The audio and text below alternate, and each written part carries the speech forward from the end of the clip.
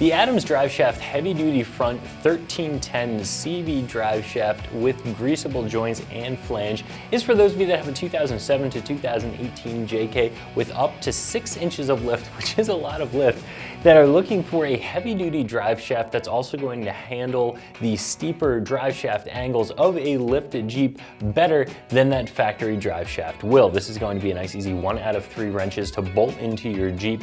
This does come with the flange, so the adapter that you need to get it installed in the front of your JK, and ultimately a couple of bolts, you can get this installed and you'll be good to go. Now there are going to be a couple of different benefits and a couple of different reasons to install a new driveshaft. One is just going to be strength. The driveshaft like this is going to be very, very strong. When you have big tires, when you're off-road, you're getting in a situation where your tire could be jammed, lodged between a couple of rocks. Maybe you are climbing something and you get a little bit of wheel hop. That's all stuff that can really stress a driveshaft, not just the U-joints, but the driveshaft itself. So you want something that's going to be nice and strong for you. When you have a lift, whether or not you have a exhaust spacer installed in your JK, that exhaust can get really close to the factory driveshaft, and it can melt the boot on the driveshaft, which really renders that driveshaft unusable. Once it melts, the grease isn't going to stay in there. It's going to wear out pretty quickly on you, and you are going to end up having to replace it. So this is going to solve that problem. Obviously, no rubber boot, nothing to melt on this driveshaft. But the big reason that a lot of you are going to want to install this is what I mentioned before, the angles that this driveshaft can handle.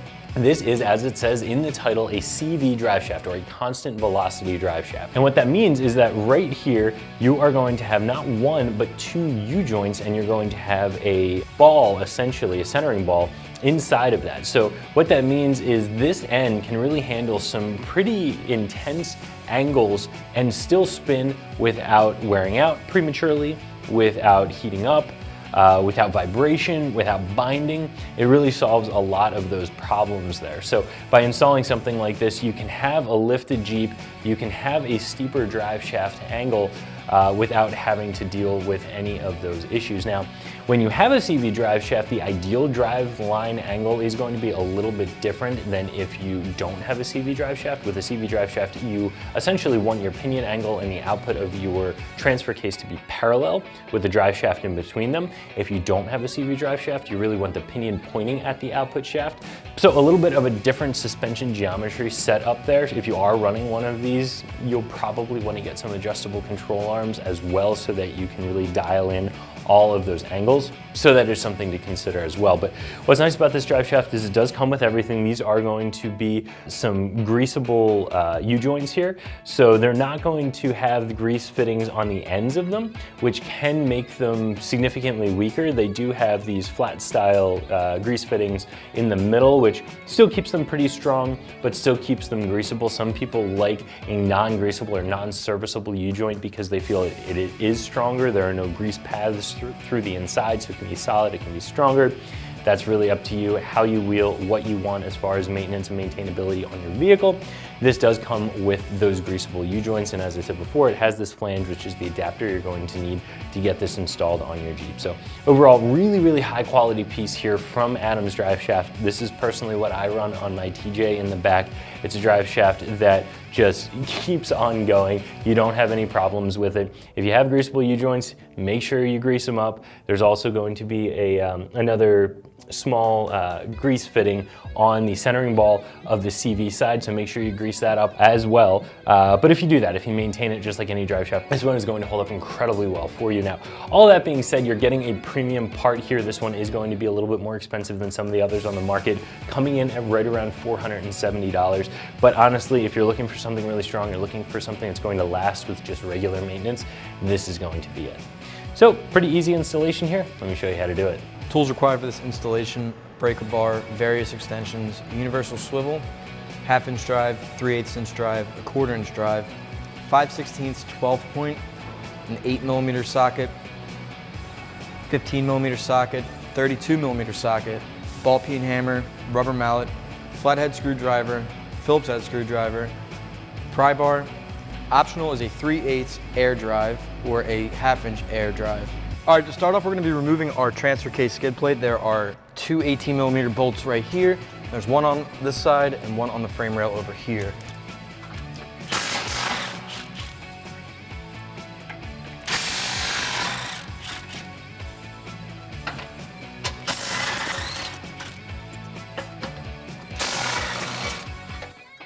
All right guys, so our next step is to get the bolts out of the transfer case side of our drive shaft. I have 3 extensions on this impact with a universal swivel and an 8mm socket. So let's get these bolts out. All right, I'm going to attempt to get as many of these bolts out as I can before I have to climb back up and put the Jeep in neutral to spin the shaft around to get the rest of them.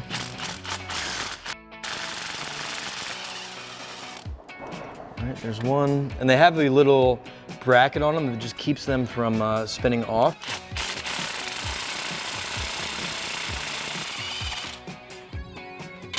All right, I'm gonna grab those 2 off there.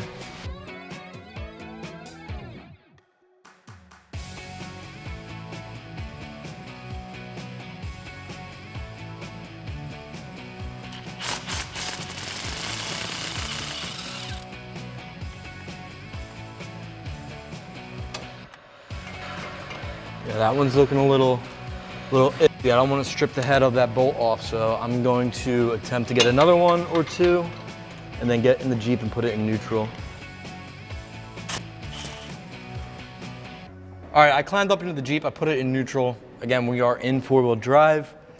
So I'm going to turn my shaft so I can get the rest of these front bolts out.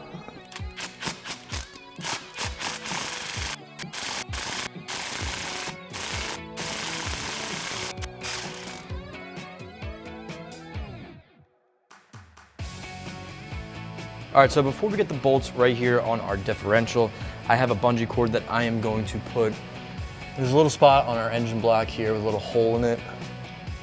I'm gonna put that there, and then this. So when I take this off and I start prying on it, it'll go up and not down. So I have my air impact with a 15mm short socket, and I'm gonna get these bolts out now.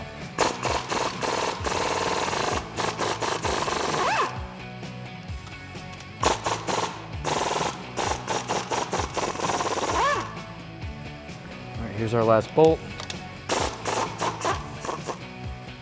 All right, now with a mallet, I'm going to hit this flange right here and try not to hit the universal joint just in case you want to reuse this drive shaft in the future.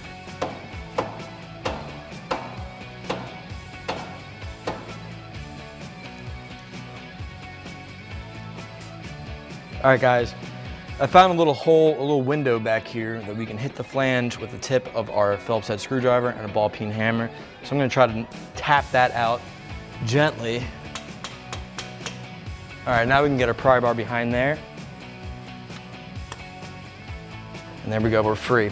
Now I'm gonna leave the bungee cord here and work on the back shaft now. All right guys, now I'm gonna take the end of my mallet here and just try to hit this flange here to separate our cardan shaft from the transfer case. And spin it around so we can do it. All right, looks like I got a little bit of an opening there. All right, now I have a flathead screwdriver. I'm gonna try to get this in between, gain a little bit more distance. And we're out. So let's get this drive shaft out of the way.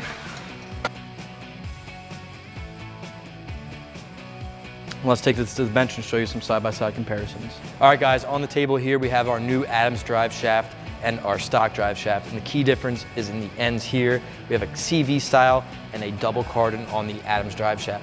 So what that means is we need to change our output flange of our transfer case to this universal type.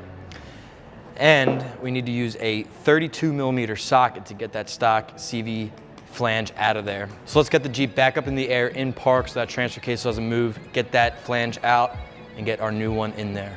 All right, so I have my 32mm socket on the end of a breaker bar and I'm going to break free this.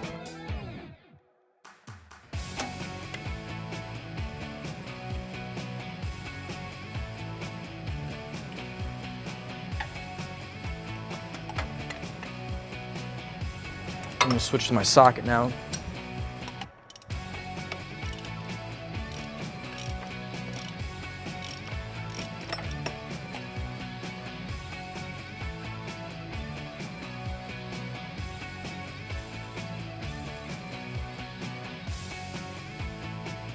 All right, so I have my rubber mallet and I'm going to hit the end of the flange here and try to knock it off those splines. And there it goes right there. All right guys, now that we have our CV flange out, we're gonna take this big O-ring out, put it in our new one. Make sure it seats evenly in there. Just like that. Now on the back side, an important thing to note on these flanges and these splines is if you pack this full of RTV, it won't allow any of that oil to get past that seal inside the transfer case. So we're gonna put a little bit of grease in there, slip it on the splines, and then tighten down that nut. All right, now we're gonna slide our new flange onto our transfer case shaft here, making sure that that O-ring stays in place. And I did put thread locker on this nut. So we're gonna start a couple of threads there and get my socket wrench back on there.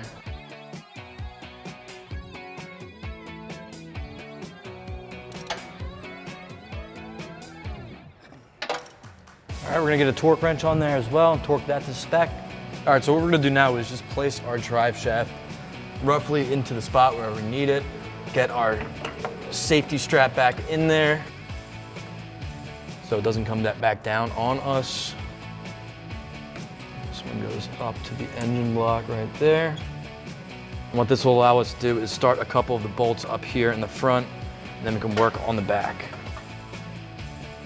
So we're reusing our factory hardware in the front, which are those 15mm bolts.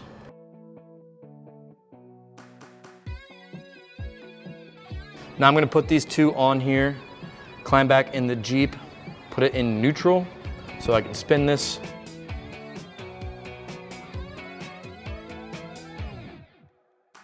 So we're gonna get all 4 bolts in and started.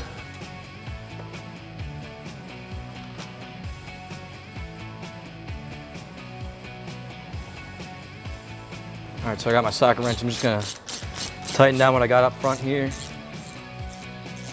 And it's very important to use thread locker on any drive shaft bolt.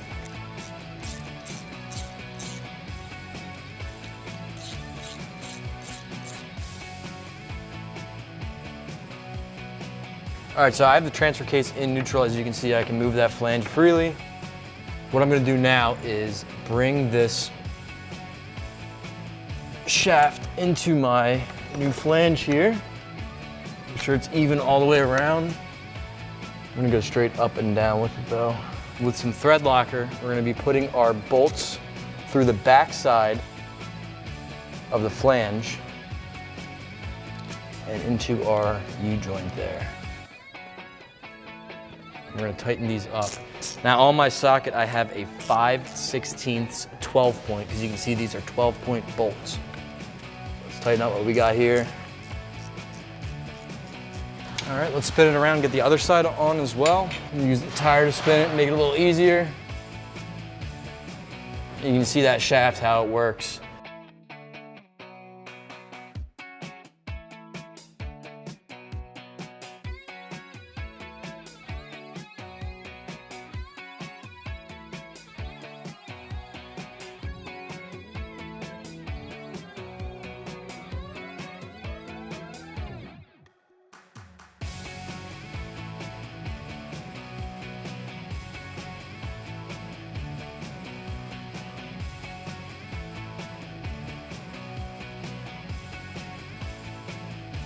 All right guys, don't forget to put your transfer case skid plate back on, and you don't have to worry about greasing this because Adams already did.